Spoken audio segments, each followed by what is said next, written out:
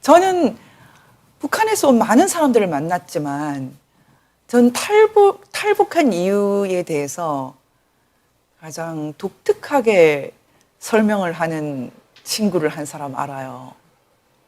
제가 가르친 제자기도 하거든요. 근데 그 친구 말이 자기가 탈북하게 된 이유가 어느 날 아버지가 자신을 깨우더니 야, 우리 이 북한을 탈출해야 된다. 그러면서 공산당 선언의 한 구절을 얘기를 했대요. 공산당 선언의 서문 여러분 유명하죠? 이렇게 되어 있습니다.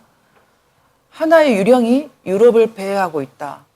공산주의라는 유령이 옛 유럽의 모든 세력들이 교황과 짜르, 메테르니히와 기조, 프랑스의 급진파와 독일의 비밀 경찰이 이 유령을 사냥하려고 신성 동맹을 맺었다.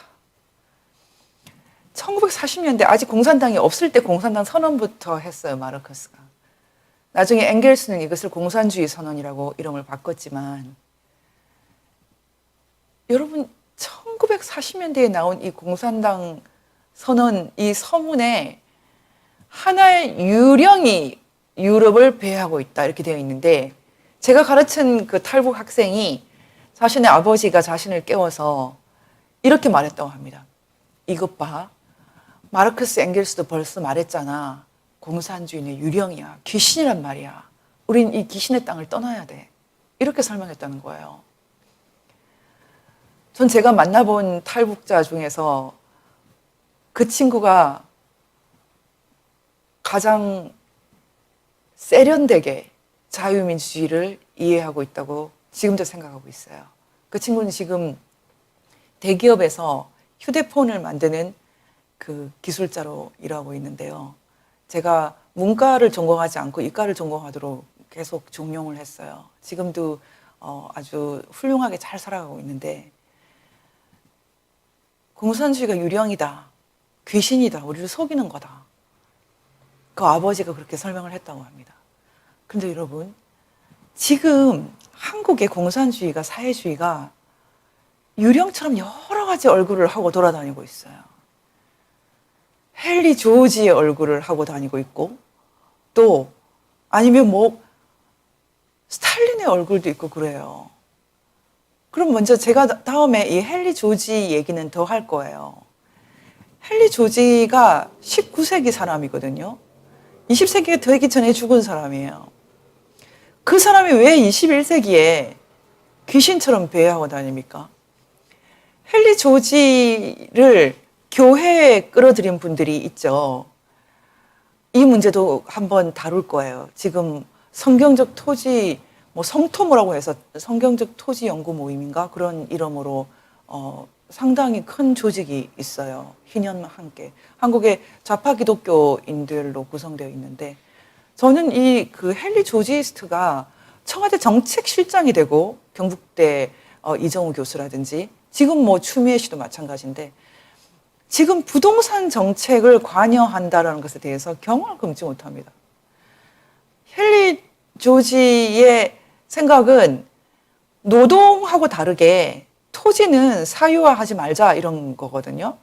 근데 중국식 공산당 그 토지 제도하고는 또 종류가 다른 거예요. 이 사람은 기본적으로 부르주아 자본주의를 인정하는 사람인데 저는 이 헨리 조지를 그대로 부동산 정책에 갖고 와서 사용하는 것을 보고 경악을 금치 못해요. 지난번에 노무현 대통령 때 이정우 실장이 이런 정책을 했을 때 결과가 어떻게 됐습니까? 정말 강남 집값이 엄청나게 뛰었죠. 이번에 노무현 대통령이 될 때 강남 사람들이 엄청 박수를 쳤다는 얘기를 들었거든요. 또 엄청나게 뛸 거라고. 지금 어떻습니까? 제가 어저께 압구정동 아파트 값을 체크를 해봤더니 30억, 40억대도 많아요. 정말 깜짝 놀랄 일입니다. 헨리 조지 문제는 제가 다음 기회에 자세히 한 번 더 다루고 싶지만 간단하게 얘기하면 지금 농토가 얼마나 됩니까? 이미 우리가 누리는 이 도시의 토지라는 것은 토지 그 자체로만 있지 않고 많은 시장의 요소들, 집 안의 인테리어라든지 아니면 어떤 지역에 있는 것에 따라서 수요와 공급이 완전히 다르고 이미 시장 속에 들어있는 토지거든요. 그럼 토지라고 해서 순수하게 이 시장에서 이탈시킨다는 것은 너무 엄청난 모험인데 지금 그런 일이 일어나고 있거든요. 어떻게 순수하게 토지라는 개념으로 우리가 지금 접근을 할 수가 있습니까? 그 성경, 수천 년 전에 있었던 성경, 그것도 구약에서 갖고 온 토지 개념. 여러분, 몽골 같은 데 한번 가보십시오. 아예 땅값이 없는 그런 토지도 있거든요. 그냥 칸만 치면 가질 수 있는 토지도 있고 그래요. 만약에 우리가 이 토지를 시장 원리에서 완전히 배제해버리면 금싸라기 땅이라든지 노른자의 땅 같은 거 권력자가 마음대로 쓸 수 있게 되잖아요. 그것이야말로 더 큰 부패거든요.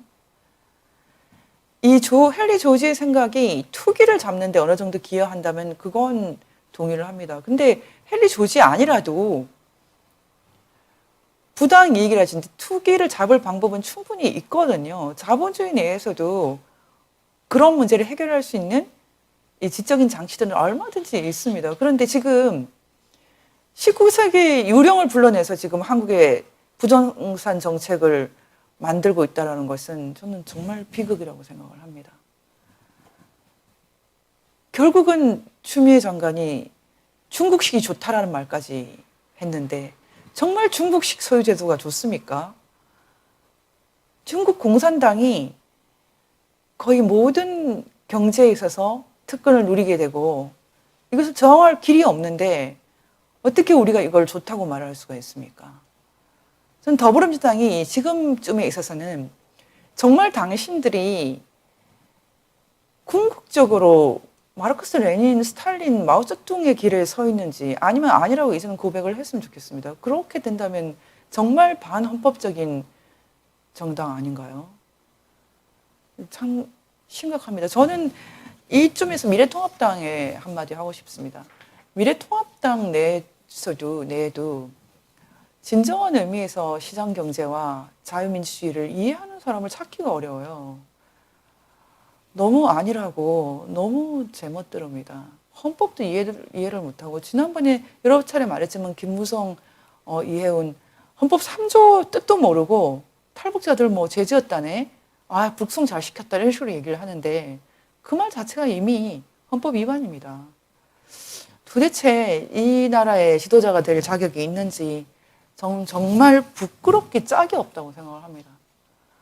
그럼 여기서 잠깐 제가 왜 아직도 이렇게 한국의 지도자들이 헤매는지 설명을 좀 하고 넘어가겠습니다.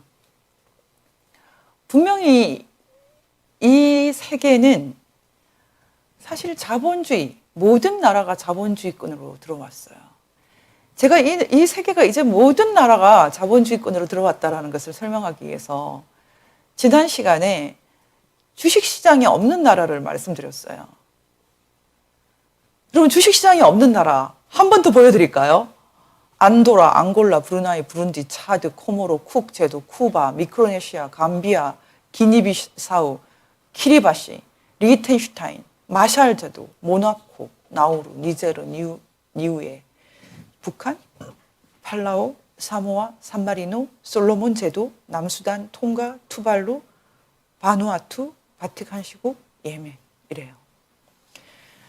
여러분, 이 나라들 빼고는 전부 자본주의라는 것 여러분 인식하셔야 됩니다.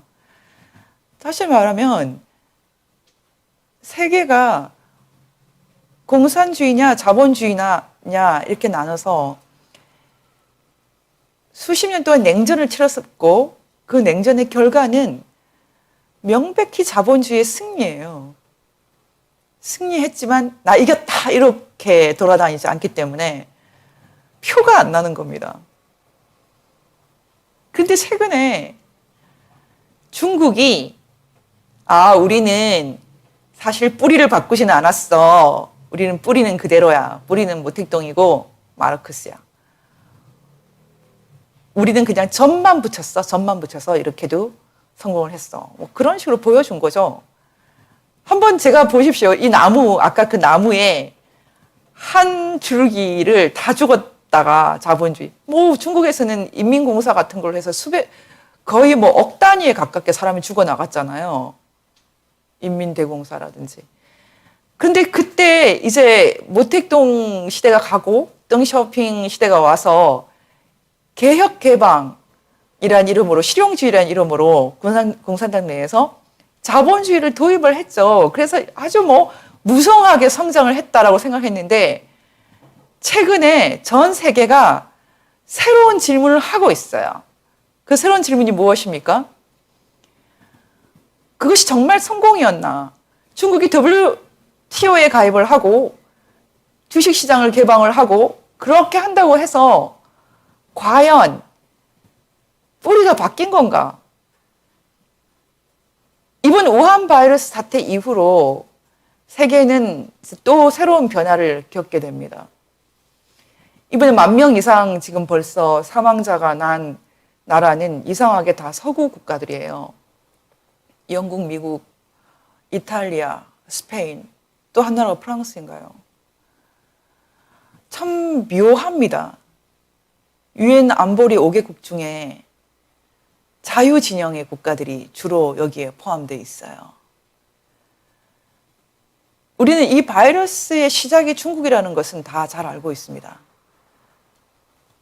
그렇게 말하지 않도록 종용당하고 있지만 중국발 코로나 바이러스가 앞으로 이 세계에 어떤 새로운 메시지를 던질지는 잘 모르겠지만 적어도 뿌리를 바꾸지 않은 중국식 권위주의, 정부 주도, 공산당 독재가 이 세계에 문제를 일으킨다, 여기까지는 이제 합의를 하게 됐어요.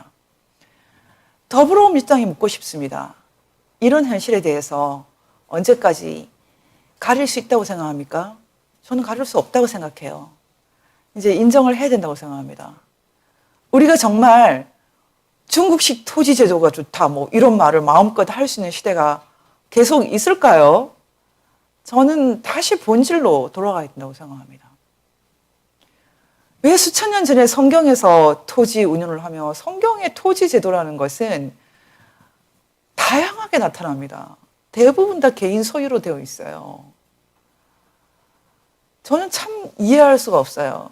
그런 식으로 성경을 부분적으로 따서 사회에 적용하면 그거야말로 이단성이 아닙니까? 그건 정말 심각한 이단성이거든요. 성경은 그렇게 해석을 못하게 되어 있지 않습니까? 제가 볼 때 지금 더불어민주당의 여러 가지 이런 문제들이 결국은 우리 사회에 엄청난 큰 부담으로 돌아올 텐데 여전히 아직도 마르크스주의와 이 엥겔스, 뭐 레닌, 스탈린, 김일성, 마오쩌둥 이쪽에서 헤매고 있는 1980년대 공산운동권 여러분들이 왜 꿈을 깨지 못하는지에 대해서는 한 번쯤 얘기를 해야 될 것 같습니다. 지금 신자유주의나 자유시장 경제가 훨씬 사회의 파이를 키우고 효율성을 높이죠. 하이에크가 유명한 말을 하지 않았습니까? 가장 사회적인 것이 가장 효율적인 것이다. 가장 효율적인 것이 가장 사회적인 것이다. 효율성이 있어야지 사회의 문제를 해결해 나가죠. 돈이 있어야지 나눠줄 수 있죠. 이런 거 생각하지 않습니다. 제가 오늘 아침에 지금 준연동형 비례대표제 때문에 발생한 신종 정당을 다 훑어보고 왔어요. 대부분 다 좌파였고 우파는 몇 개 있지만은 정말 별로 힘이 있어 보이지 않았어요. 지금 10개도 넘는 이 정당을 쭉 다 훑어보는데 어떤 생각이 드는지 아십니까? 마치 병든 부모 옆에서 내 몫을 내놓으라고 시위하고 있는 철부지 아이들처럼 보입니다. 이 병든 부모를 돌보겠다라든지 아니면은 가업을 이어받아서 제대로 돈을 벌어서 가족을 돌보겠다든지 뭐 이런 식의 철이 있는 생각을 하는 정당이 아예 보이질 않아요, 제 눈에. 지금 더불어민주당이 공수처라는 아주 이상한 조직을 만드느라고 이 연동형 비례대표제를 했는데 어떤 면에서는 덕분에 우리 사회에 숨어있는 온갖 종류의 어둠이 다 다 드러나는 것 같아요. 제대로 희망을 주고 있는 세력이 보이지를 않습니다. 자유 하는데 자유의 뜻도 아무도 모르고 민주주의 하는데 민주주의 뜻도 몰라요. 언론 자유 뜻을 몰라요. 원래 어떻게 미래통합당이 언론 자유 뜻을 모를 수가 있습니까? 언론 자유라는 것은 틀린 말을 할 자유예요. 어떤 사람에게 뭐 폭력을 가한다거나 뭐 폭력을 선동한다거나 아니면 거짓말을 지어내서 명예를 훼손한다거나 이런 거 빼고는 다 허용한다. 이게 언론 자유거든요. 그런 원칙이 미국 같은 경우는 헌법에도 들어있지만 아예 판례로 정립된 것이 1960년대입니다. 그 유명한 뉴욕 타임스 vs 설리번이라는 그런 유명한 판례가 있어요. 일부러 거짓말을 지어내서 이렇게 사람들을 피해를 주는 것 빼고는 다 봐준다는 게 언론 자유의 핵심 아닙니까? 저는 도저히 이 현상을 이해할 수가 없어요. 공수처가 과연 이 유구한 인문주의, 이 풍부한 세계에서 등장한 것일까? 중국식 권력 감시센터처럼 지금은 보입니다. 우리가 정말 우리가 만들어낸 이렇게 좋은 체제를 버리려고 하는 것입니까? 더불어민주당이 진짜 원하는 것이 중국식이에요. 저는 너무나 걱정이 됩니다. 그래서 오늘 여러분들에게 당부드리고 싶어요. 사회주의 좋다는 말 함부로 하지 마십시오. 사회주의라는 것은 정치적인 권위주의고 폭력이고 독재입니다. 정부가 개인을 심각하게 기본권과 자유를 훼손시키는 세계입니다. 그런데 어떻게 사회주의 좋다는 말을 함부로 하십니까? 사회적이라는 단어가 붙는다고 해서 사회주의가 아니죠. 지금 공동체주의라는 말을 쓰고 있는 사람들이 있는데 그 공동체주의라는 말도 공산주의라는 말을 살짝 바꾼 말이거든요. 예전에 제가 잠깐 소개했지만 그 주사파의 대부라고 하는 김영한이 1990년대에 썼던 공동체주의 연구에 이런 식으로 되어 있어요. 영국 총리 토니 블레어는 사회주의자이다. 프랑스 대통령 프랑스와 미테랑도 정말 사회주의자입니까? 막스 레닌주의에 뿌리를 둔 사회주의자 아니죠. 그들이 부르주아 경제, 부르주아 철학이라고 했던 그쪽 계열이지 않습니까? 그런데 지금 말장난을 하지 않습니까? 지금 우리 사회는 소위 지식인들이 날카롭게 칼같이 차갑게 이 언어들을 쓰지 않고 뒤죽박죽으로 남들 잘 모른다고 마구 섞어 쓰는 게 문제입니다. 사회주의란 말을 함부로 써서 되겠어요? 전 정말 심각하게 생각합니다. 지난번에 조국 씨도 사회주의 괜찮다고 썼는데 사회주의가 여러분의 보통 선거권을 없애버리는 제도입니다. 정부에서 또는 권력자가 만들어서 그냥 도장만 찍으라고 하는 그런 제도인데 영국 사람들이 홍콩에 이식해줬던 자유민주주의를 뺏어가겠다고 해서 지금 온갖 문제가 생기지 않습니까? 여러분 우리가 지금 누려온 70년 이상 누려온 이 자유민주주의 뺏기고 살 수 있고 또 자녀들에게 자유민주주의 없는 그런 나라 줄 수 있습니까? 그런데 어떻게 사회주의 좋다는 말이 함부로 나올까요? 저는 여기서 이제 우리가 이 시대에 한국이 얼마나 심각한 절망적인 상황에 처해 있나 말씀드리기 위해서 함부로 마르크스주의 좋다, 함부로 사회주의 좋다, 함부로 공산주의 좋다 이런 말하는 사람들하고 싸워야 된다. 마르크스주의 좋다, 공산주의 좋다 이런 말을 함부로 하는 사람들이 지금 권력 갖고 있어요. 미래통합당에도 많은 것 같아요. 너무나 심각한 사태입니다.